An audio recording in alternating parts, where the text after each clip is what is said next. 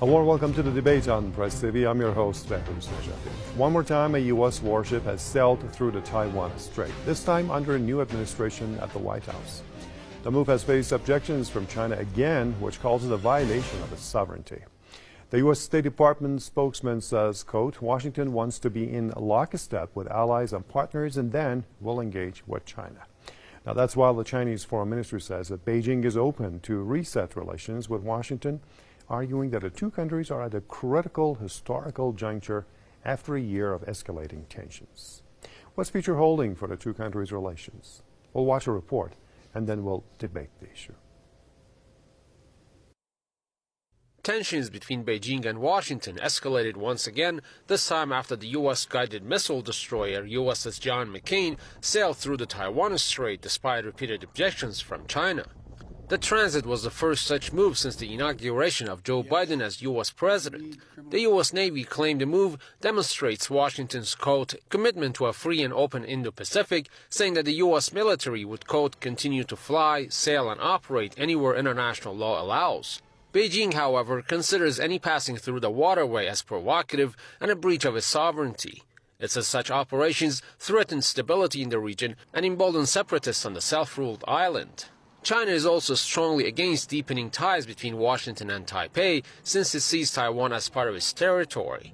It has repeatedly called on the United States to respect the One China policy and stop interfering in the country's internal affairs. Taiwan, however, views itself as an independent territory. The previous U.S. administration under Donald Trump tried to bolster Taiwan's international standing by sending several high-level envoys to the island. It also approved sales of sophisticated weapons to Taipei, including F-16 fighter jets and advanced missiles. The moves drew strong condemnation from China and caused relations between the two countries to sink to the lowest level in decades. With Biden taking the helm at the White House, there was some optimism that Washington-Beijing ties would improve. However, it so appears that there is no end to the downward spiral. Experts believe Biden is also using Taiwan as a playing card against China. The Biden administration, despite having quite a bit of experience, is treating Taiwan like it's a playing card. Unfortunately, on the Chinese side, it's not a playing card, it's a red line. So these are the type of very dangerous situations which can, in fact, lead to an armed conflict. Taiwan is one of the multiple fronts in the Sino-American standoff. The dwelling economic powers have been at loggerheads over a host of issues. The U.S. has recently blacklisted several Chinese officials over a new security law in Hong Kong that Washington claims to be against freedom of speech. China, however, says the law will return stability to the economic hub that has been embroiled in anti-government protests for months. China accuses the U.S. and other Western countries of being behind the protests. Washington has also sided with Beijing's rivals in the maritime dispute over the South China Sea and routinely dispatches warships and warplanes to the region. The two sides are also involved in a bitter trade and cyber wars. During Trump's presidency, the U.S. imposed sweeping tariffs on Chinese imports, prompting tit-for-tat measures from China. Experts believe that there is a bipartisan anti-China sentiment among U.S. politicians. There's a bipartisan anti-China feeling, not only among the American people, but also in Congress. The recent moves and statements from the Biden administration suggest that tensions between Beijing and Washington are far from over. Biden's policy on China has so far proven to be different from that of Trump's administration, only in rhetoric, not in kind. But that isn't nearly enough. We need to... Now let's get down to business. Joining me in this debate show will be analyst and commentator Fabrizio Goldoni out of Hong Kong. And also we'll have with the Asia desk of the Executive Intelligence Review, Mike Billington in Leesburg, Virginia. Good job, both of you, gentlemen.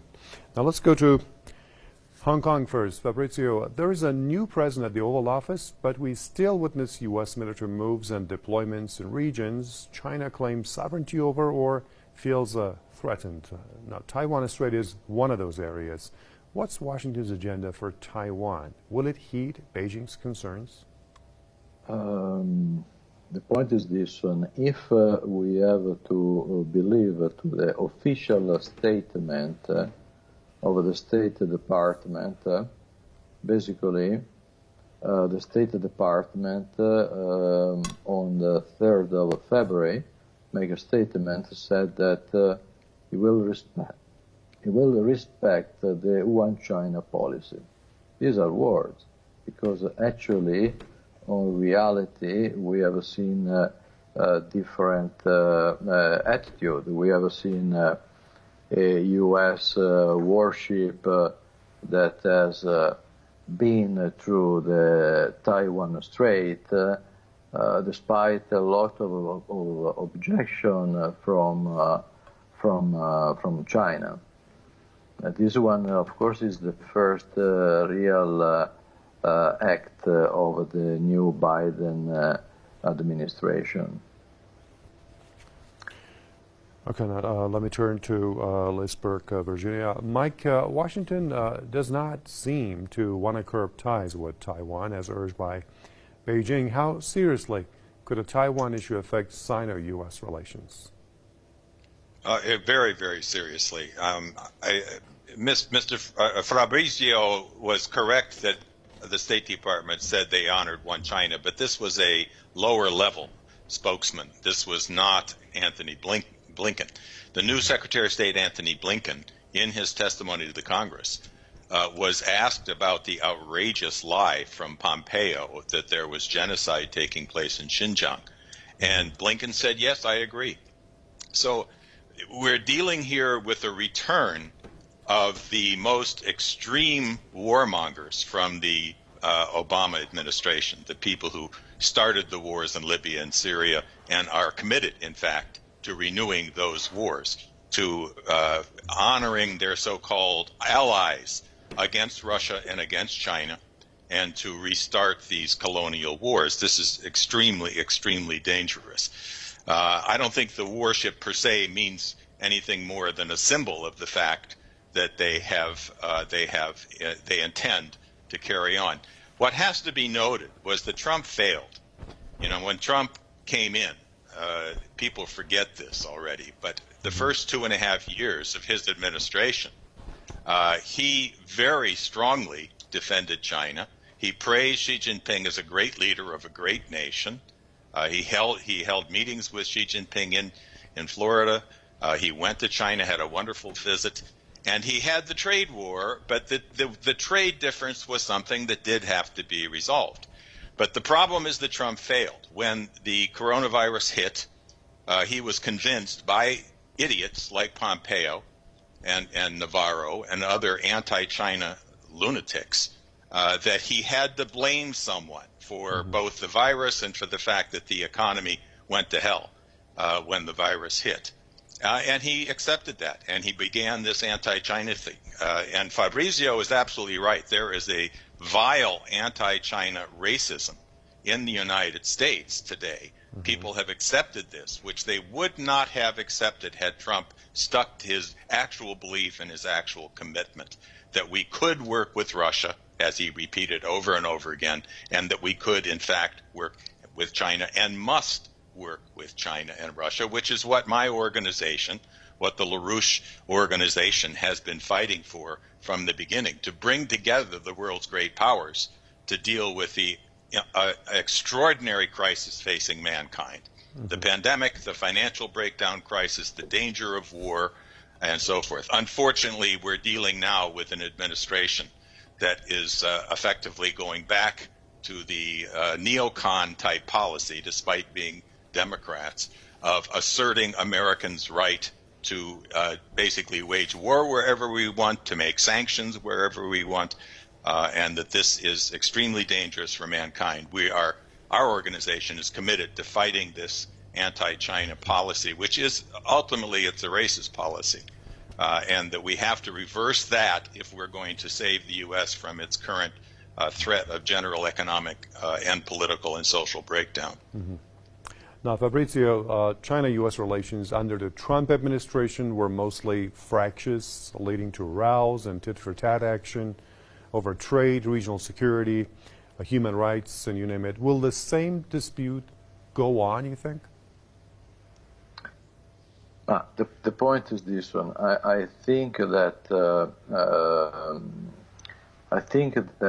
basically there is a bipartisan kind of policy and agreement in the United States. So if a president, I'm talking about the relationship between the U.S. and China, if a president has an approach against China, as Trump have for many different angles, most probably the new one, in different way, he will continue to have a confrontational approach. This is what I think. We mentioned before the neocons. The neocons are definitely bipartisan. No? I think that we can say clearly that are bipartisan. We have in both the Democrats and the Republican. We have to remember that the pivot to Asia was a project under the Obama administration. Okay? So, in my opinion, there is a little bit different between Trump, but this we are just at the beginning, of course, of the new Biden presidency. The difference is in the approach. You know, in my opinion, Trump was much more focused on trade war, on the imbalance between the import and export and these kind of things. Where with Biden, especially with some of the senior advisor that he has around, Blinken, but we don't forget Nuland, for example, can bring the conflicts in some area of the world to a real state of a war, not a war of words, but a war of weapons. Mm-hmm. Now, Mike, you mentioned about this anti-China sentiment that has been in the air in the U.S. is still there. So, given the circumstances, and this is also a bipartisan thing, so which direction do you expect the U.S.-China relations to go? Well, I don't want to forecast where it's going to go. It's what we are going to do to change this. Fabrizio is absolutely right. And as you probably know, both Mr. Putin and Xi Jinping, in their speeches last week at the World Economic Forum, warned that, in Putin's case, he warned that we're seeing a repeat of the 1930s. And that didn't turn out well, as he put it. Mrs. LaRouche, Helga Zepp LaRouche, who's a German citizen, as you know, the head of our organization, in a broadcast, told people very clearly that she had all her life wondered how a great nation like Germany, a nation of Beethoven and Einstein, could have descended into the Hitlerian hell. And then said, I have the same question about America today. How could this great nation have reached such a despicable point as we are today, with open censorship by the Democrats of a president of the United States and a former president and almost anybody who they're trying to throw people from the supporters of Trump out of the Congress. This is a dictatorial descent into hell in the United States, whether you like Trump or not. Trump failed at many of the things he was committed to doing, which is why he was committed to, like I said, being friends with Russia and China, ending these colonial wars in the Middle East, reviving America's industrial strength. But he didn't make it. He failed, partially because of this crazy Russiagate impeachment, and then this wild anti-China, McCarthyite anti-China hysteria that was built up by Pompeo, by the media, by the Congress. We can and we must make it clear to Americans that the pending global financial breakdown crisis created by the unprecedented printing of money through quantitative easing and so forth, the trillions of dollars being printed to prop up the banks on Wall Street and in the City of London, will blow apart. And we must, if we are going to survive, work with Russia and China on building the world. Just in the COVID consider the fact that Mr. Osterholm, one of the leading medical professionals, said that the advent of South African, British, and other mutations of the coronavirus is going to cause, he predicted, in the next 2 months, the worst crisis we've seen yet, which exemplifies the fact that if we are going to stop a pandemic, you can't do it in one country. You have to do it in the world.